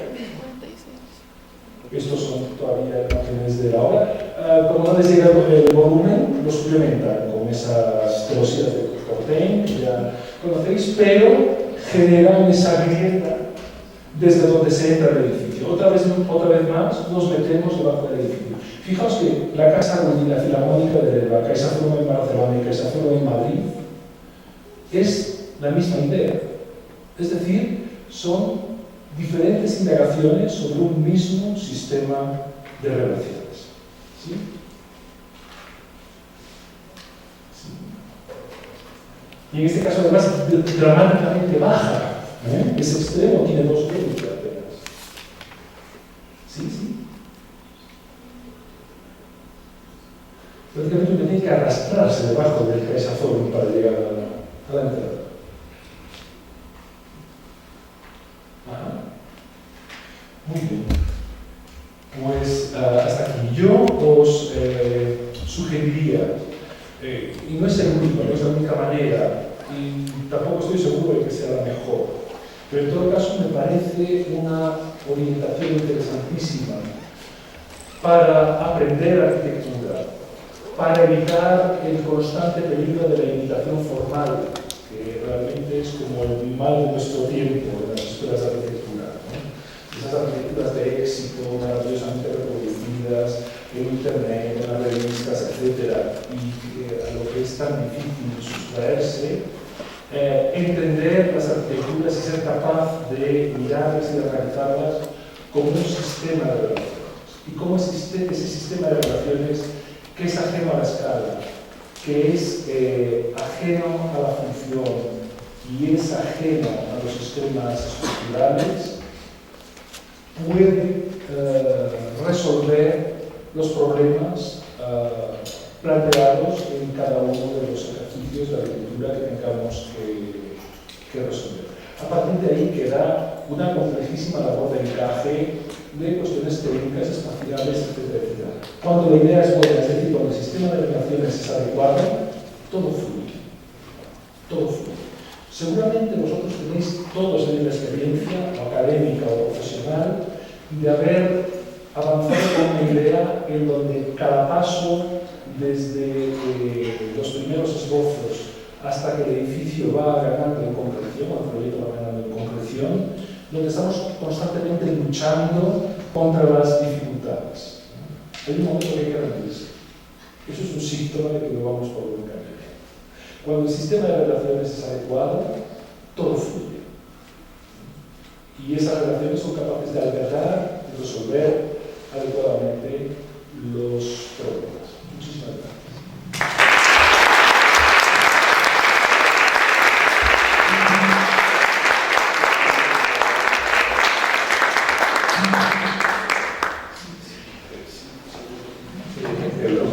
Vamos a ver una sesión de comentarios, preguntas y respuestas. No sé si hay alguien que quiera tomar la palabra. Por ahí está el micrófono, lo van a pasar.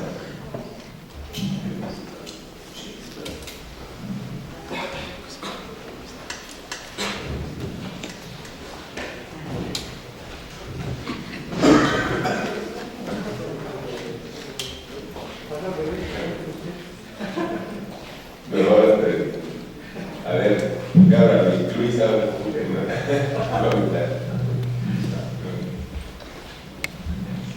Podemos hacerlo al revés, pregunten ustedes, por un lado. No, pero por otro aspecto creo que es muy interesante, ¿no? Ver esta forma en la que, pues para final las ideas pues, se van regenerando y apareciendo a lo largo del tiempo, ¿no? Prácticamente esta chispa del genio, pues no es más que en realidad una manera de poder entender lo que son las conexiones que pueden existir sobre los elementos que ya conocen, ¿no? Por la teoría, ¿sí? Me encantó mucho el ejemplo precisamente de este museo de Córdoba, ¿no? Pero que no sé si habrá un Felipe II que también les diga, habéis destruido algo único en el mundo para hacer lo que es en todos lados, sea Julias con su propuesta, ¿no? Pero creo que es muy importante también conocer que, pues, a través de este estudio o este análisis, como comentaba Fernando, a veces en algunas escuelas de arquitectura se malentiende esta búsqueda de análogo por algo que es totalmente similar, en donde pues, prácticamente no se entiende ideas, sino únicamente se replica la respuesta formal el ejemplo que se está encontrando, ¿no? Creo que es interesante que seguir analizando y estudiando este tipo de ejemplos para ver dónde está precisamente la esencia de este tipo de composición arquitectónica. Es realmente la pena.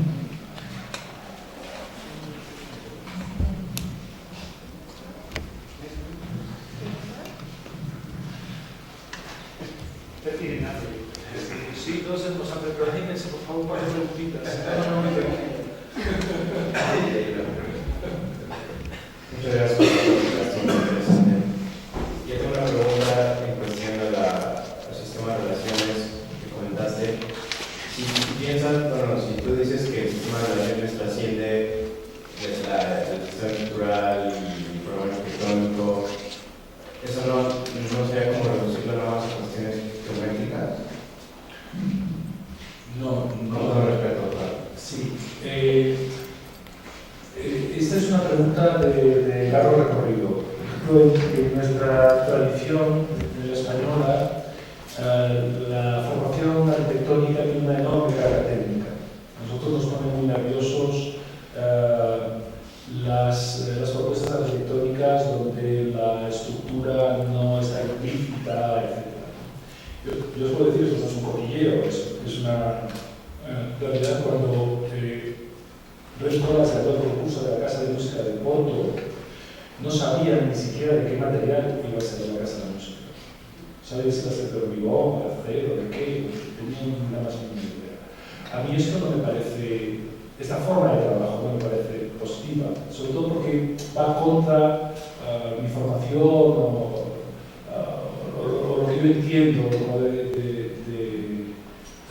las capacidades y los conocimientos que debe manejar un arquitecto. Pero cuando yo digo que ese sistema de relaciones trasciende escalas, funciones o estructura, es porque el planteamiento estructural, funcional, de instalaciones de un edificio, todo ese tipo de problemas, no se pueden resolver como compartimentos estancos, como muy bien sabéis, ¿no? Y por lo tanto necesitan de una forma, en donde una forma que no trabaje contra un correcto planteamiento estructural, etcétera, etcétera. Por lo tanto, si cuando estamos ideando, o sea, cuando estamos pensando en una solución arquitectónica, manejamos una serie de datos a los que hay que dar una solución. Y la solución arquitectónica no es una colección de soluciones adecuadas, estructurales, funcionales, técnicas, etcétera, urbanísticas, etcétera, etcétera. Todo eso ha de integrarse. Y la única manera de integrarlo es a través de un sistema de relaciones, no tanto de una forma. La pregunta sería, ¿sirve cualquier sistema de relaciones para cualquier proyecto? No, desde luego. ¿Hay más de un sistema de relaciones adecuado para resolver un proyecto? Desde luego que sí. Ahora, con cuál trabajemos entra dentro del misterio de la creación. Yo en un momento tuve alguna interesantísima conversación con un grupo de investigación de la Facultad de Psicología en la Universidad de Santiago de Compostela. Tiene un grupo de investigación muy interesante que trabajan sobre procesos de creación desde un punto de vista psicológico, claro. Me interesó mucho porque yo, todos los arquitectos, supongo que todos los pintores y todos los poetas, me vi inmediatamente reconocido en aquellas cosas que aquella gente estudiaba y que yo creí que era una experiencia personal. Y lo voy a contar, porque seguro que os sentís reconocidos. Nosotros cuando participamos en un concurso, porque nos hacen un encargo, o tenéis que resolver un proyecto o un trabajo académico, tenemos una serie de datos, ¿no? Para que se va a destinar el edificio, cuánta gente lo va a usar, incluso datos económicos, el solar, que se viene a calle al lado, edificios hay, dónde lo vamos a construir, cuál es el clima, cuál es la composición del suelo, en fin, una cantidad de datos brutales. Bueno, empezamos a pensar, ¿no? ¿Cómo funciona? Bueno, este equipo de investigación, que trabaja en esto desde hace mucho tiempo, sabe que en todos los procesos, y esto es igual que esto como en la composición de un modelo, da igual, ¿no? Saben que siempre pasa lo mismo. Es decir, necesitas trabajar mucho tiempo sobre esto, pensar mucho, manejar los datos, comprenderlos muy bien, entenderlos muy bien, estudiarlos una y otra vez, y saben que la idea para resolver el proyecto se te va a ocurrir cuando no estés trabajando. Ahora, necesitas haber trabajado muchas horas. Mientras te afeitas, mientras vas en el autobús, mientras esperas en la fila del supermercado con la compra, en ese momento hay un destello desde donde empiezas a trabajar. Es así. Y además, esta gente sabe que hay unos procesos bioquímicos, cerebrales, que hacen que esto funcione de tal manera. De forma que el plano racional de trabajo, cuando estás estudiando las secciones de calle que hay próximas y cómo se accede, cuando estás trabajando con estos niveles de racionalidad, sabes que tu cerebro no va a producir la idea. Ahora es necesario que hagas eso para que tu cerebro produzca la idea. Esa idea es un sistema de relaciones. Si conoces el mecanismo, puedes trabajar en el sistema de relaciones, es decir, jugar con él, fundamentalmente. Y sobre todo evitar caer en la trampa de las formas a priorísticas. Intentar versionar la forma de un edificio que te ha interesado mucho, que te ha impactado, o peor todavía, que tenía el mismo programa o que tenía características similares, etc. A mí me parece que es tremendo cuando tienes que hacer una guardería infantil, un colegio infantil, ¿no? Dedicarse a ver muchos proyectos de colegios infantiles. Es mejor pasarse un par de tardes, si no tienes niños propios, pero los prestados por ahí, pasar un par de tardes. Mucho mejor, sin duda ninguna. Para entender cómo las criaturitas estas, los locos bajitos, piensan y se comportan. Digo esto porque si confías en que un sistema de relaciones va a dar respuesta al problema, vas a tener que estudiar todas las cuestiones inherentes al programa y lo único que tienes que hacer, bueno, lo único, como si fuera poco, es entender un buen sistema de relaciones. Y un buen sistema de relaciones arquitectónicos puede estar, no, o estará seguramente en un edificio que funcionalmente no tiene nada que ver con el tuyo, que en escala no tiene nada que ver con el tuyo, y seguramente de otra época histórica que no tiene nada que ver con el tuyo. Y eso es una forma de... Nosotros no aprendemos arquitectura. Bueno, en las escuelas de arquitectura aprendemos muchas cosas, pero eso es una parte. Cuando realmente se aprende arquitectura es a través de otras arquitecturas. Saber ver esas arquitecturas para aprender de ellas es fundamental porque comprender su sistema de relaciones.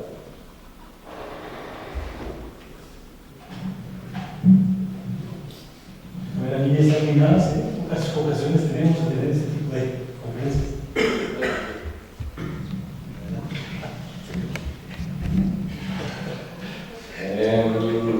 No sé si es una pregunta, ni siquiera, o sea, más bien, saber esto me abre como la posibilidad, incluso como a sistemas de relaciones, no sé si visibles es, o sea, más allá de inclusive funcionales, sino, o sea, has pensado como en sistemas de relaciones más allá, por ejemplo, con la gente, o sea, aquí has puesto como ejemplos de cierta manera como que tienen una cierta forma, ¿no?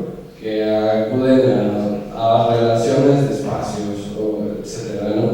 Pero estas relaciones, inclusive más allá, que sí entran en la arquitectura, pero por ejemplo, el edificio con una sociedad o relaciones mucho más abstractas. Te refieres sobre todo a cuestiones sociológicas o de la vivencia del espacio o de la interactuación con el espacio. Sí, pero siento que además de esas hay mucho más sistemas de relaciones. Bueno, es que en esos sistemas de relaciones obviamente yo he simplificado esos sistemas para presentarlos, pero son de todo tipo, incluso sensoriales, ¿no? Hay también otro prejuicio moderno que tiene que ver con la idea de que el edificio está acabado cuando el arquitecto firma el final de obra. Esto no es verdad, ¿no? Los edificios se siguen. Obviamente el arquitecto tiene una enorme responsabilidad, digamos, o un papel protagonista, pero no es el único. Los diferentes usuarios, a lo largo del tiempo, van a introducir modificaciones y formas de uso que quizá el arquitecto no contempló. Por esto, a mí me parece muy pretencioso y totalmente abocado al fracaso la idea de controlar absolutamente y de decidir cómo la gente ha de vivir. Porque inmediatamente la gente va a hacer lo contrario. Seguro, seguro. Y es casi una garantía de fracaso total. Es decir, tú puedes prever lo que puede pasar, pero necesariamente tienes que preverlo contando con que no es un proceso cerrado, no es un proceso que tú puedes controlar. Es simplemente un proceso abierto donde tú tienes una responsabilidad desde aquí hasta aquí y de ahí en adelante el edificio va a vivir su vida con otros protagonistas que, si has hecho bien tu trabajo, van a respetarlo porque les interesa o porque les sirve. Y cuando yo decía que un sistema de relaciones integra estructura, planteamiento funcional, etc., alberga o puede albergar especificaciones sobre las necesidades del edificio que ni siquiera se han planteado en ese momento. Por ejemplo, un cambio de uso. El edificio este de acero y Alonso que les mostraba, cuando ya estaba prácticamente listo para inaugurar, cosa de los políticos, deciden, porque estaba terminado, que ya no va a ser una escuela de danza y un museo de arte moderno, que va a ser la sede nacional del Museo de Ciencia y Tecnología en España. Y deciden que la sede va a estar en La Coruña y va a estar en este edificio. Y yo recuerdo haber preguntado a los compañeros que enseñaron esto, Ángela Alonso y Víctor Acero, recuerdo haberles llamado y que bueno, estaréis desquiciados, porque menudo problema. Y dijeron, bueno, nos disgustamos un poco al principio, pero sabes que ahora las áreas de exposición del museo van a estar sobre los cajones, y en los cajones de hormigón, en vez de estar los niños bailando, pues va a haber la biblioteca, los despachos, la zona de investigadores, y así está. Funciona estupendamente. Y ese edificio dentro de 50 años puede ser la sede de una facultad, perfectamente. Porque el edificio está apoyado fundamentalmente en un sistema de relaciones que tiene que ver con hacer convivir dos programas antagónicos dentro de un mismo grupo. Esta es la idea fundamental.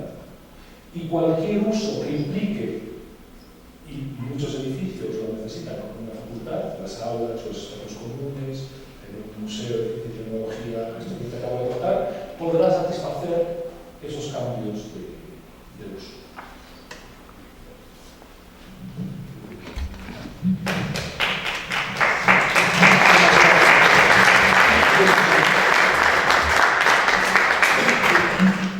Bueno, le agradecemos a Fernando precisamente esta plática y pues, vamos a entregarle este reconocimiento de participación precisamente en el programa que tenemos el día con el SFA, donde pues, se le agradece esta participación con su conferencia de arquitectura contemporánea e idea, y pues el director, el presidente del libro que le hice llegar el extranjero se lo entregué, ¿no? Te va a demanda de recursos.